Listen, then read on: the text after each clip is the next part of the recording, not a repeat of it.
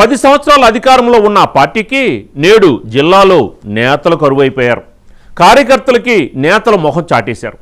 మొన్నటి వరకు నేతలతో కలకలలాడిన పార్టీ నేడు నేతలు లేక వెలవెలబోతోంది.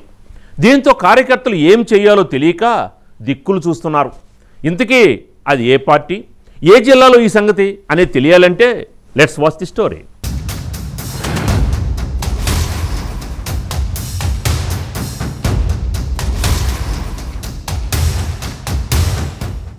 ఉమ్మడి ఖమ్మం జిల్లాలో మొన్నటి వరకు ఒక వెలుగు వెలిగిన నేతలందరూ నేడు ఒక్కరూ కనిపించడం లేదు. బీఆర్ఎస్ పార్టీ అధికారంలో ఉన్నప్పుడు జిల్లాలో ఎక్కడ చూసినా బీఆర్ఎస్ నేతలే కనిపించేవారు. ఒక్కసారిగా పార్టీ అధికారం కోల్పోవడంతో నాడు చక్రం తిప్పిన నేతలెవరూ కనిపించడం లేదు.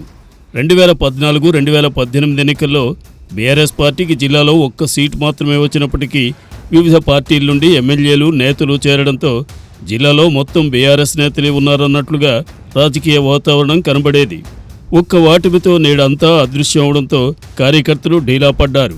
తమ సమస్యలు ఎవరికి చెప్పాలో, పార్టీని ఎవరు ముందుకు నడుపుతారో తెలియని పరిస్థితి.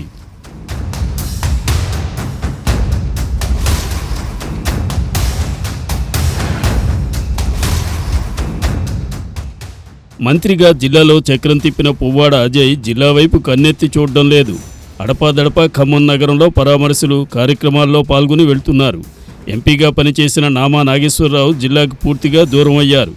రాజ్యసభ సభ్యులుగా ఉన్న బండి పార్థసారథి రెడ్డి జిల్లాకి, పార్టీ కార్యక్రమాలకి పూర్తిగా దూరంగా ఉన్నారు.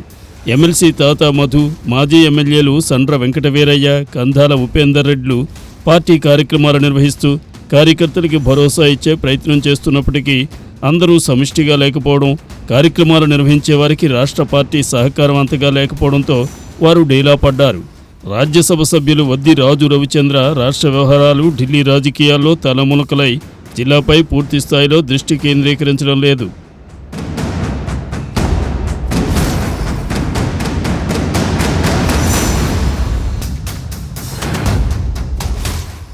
రెండు 2023లో జరిగిన శాసనసభ ఎన్నికల్లో బీఆర్ఎస్ పార్టీ గెలిచిన ఏకైక స్థానం భద్రాచలం. గెలిచిన వారం రోజుల్లోనే ఎమ్మెల్యే తెల్లం వెంకట్రావు కాంగ్రెస్ కండువా కప్పుకున్నారు. అప్పటి నుండి ఇప్పటి వరకు భద్రాచలం నియోజకవర్గానికి బీఆర్ఎస్ పార్టీకి ఇన్ఛార్జిని ప్రకటించలేదు.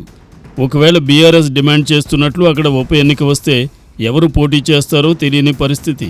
నియోజకవర్గంలో పార్టీని నడిపే నాయకులెవరూ లేకపోవడంతో కార్యకర్తలు పూర్తిగా ఢీలా పడ్డారు. ఇక వైరా నియోజకవర్గ బీఆర్ఎస్ పార్టీ ఇన్ఛార్జ్ మాజీ ఎమ్మెల్యే బానోత్ మదన్లాల్ మరణించడంతో వైరా నియోజకవర్గ ఇన్ఛార్జిగా ఇంతవరకు ఎవరినీ ప్రకటించలేదు. దాంతో వైరాలో పార్టీని నడిపేది ఎవరు, కార్యకర్తలు ఎవరి వద్దకు వెళ్లి తమ సమస్యలు చెప్పుకోవాలనేది తెలియని పరిస్థితి. కొత్తగూడెంలో వనమా వెంకటేశ్వరరావు పార్టీ మారే ఆలోచనలో ఉన్నట్లు ప్రచారం జరుగుతోంది. అయితే వనమా దీన్ని ఖండించినప్పటికీ ఆయన పార్టీ పట్ల అంత సంతృప్తిగా ఉన్నట్లు లేరు. ఇల్లందులో వర్గపోరుతో సతమతమవుతున్నారు. అశ్వారావుపేటలో మెచ్చా నాగేశ్వరరావు పెద్దగా యాక్టివ్లో లేరు. భద్రాద్రి జిల్లా అధ్యక్షులు రేగా కాంతారావు జిల్లాలో ఒంటరిగా కార్యక్రమాలు నిర్వహిస్తున్నారు.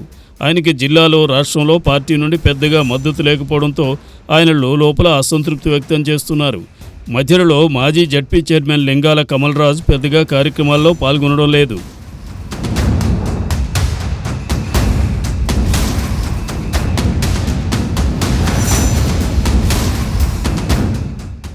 రాబోయే ఎన్నికల్లో నియోజకవర్గాల పెంపుతో పాటు రిజర్వేషన్లు మార్పు జరిగే అవకాశాలు ఉండడం, రాష్ట్రంలో బీఆర్ఎస్ పార్టీ గడ్డు పరిస్థితులు ఎదుర్కోవడం, రాబోయే ఎన్నికల నాటికి బీఆర్ఎస్ భవిష్యత్తుపై నీలి నీడలు ఉండడంతో ముఖ్య నేతలందరూ అంటీ ముట్టనట్లు ఉంటున్నారు.